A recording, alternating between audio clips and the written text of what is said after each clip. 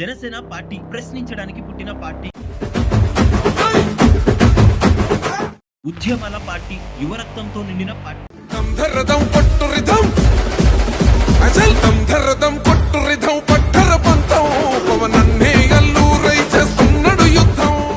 Troll చేసినంతగా ఇక దేన్ని troll చేసి ఉండరేమో. దానికి కారణం కూడా లేకపోలేదు. 2014 ఎలక్షన్స్ అప్పుడు పార్టీని స్థాపించిన నేను పోటీ చేయను, మద్దతిస్తానని పవన్ కళ్యాణ్ చెప్పారు. 2019లో వామపక్షాలతో పొత్తు పెట్టుకుని ఆ పార్టీని స్థాపించినటువంటి వ్యవస్థాపకుడైన పవన్ కళ్యాణే ఓటమి పాలయ్యారు. ఇక పోటీ చేసిన అన్ని స్థానాల్లో నుంచి ఒకే ఒక్క స్థానాన్ని ఈ పార్టీ అయితే కైవసం చేసుకుంది. అటువంటి స్థాయిలో ఉన్నటువంటి పార్టీ 2024లో కూటమి కట్టి 100% స్ట్రైక్ రేట్ తో పోటీ చేసిన 21 అసెంబ్లీ స్థానాలను గెలిచి 2 పార్లమెంట్ స్థానాలను కైవసం చేసుకొని లేటెస్ట్ గా వస్తానంటూ తన సత్తానైతే చాటింది. ఇక మొన్నటి దాకా ఏ కేంద్ర ఎన్నికల సంఘం అయితే మీది గుర్తింపు పొందిన పార్టీ కాదు అంటూ గుర్తుని రద్దు చేసే ప్రయత్నం చేసిందో, ఇప్పుడు అదే ఎన్నికల సంఘం జనసేన పార్టీని గుర్తింపు పొందిన పార్టీల జాబితాలో కలిపి ఆ పార్టీ గుర్తైన గాజు గ్లాస్ గుర్తును శాశ్వతం చేస్తూ ఉత్తర్వులు జారీ చేసింది. సామాన్యుడు రాజకీయం చేస్తే ఇలాగే ఉంటది.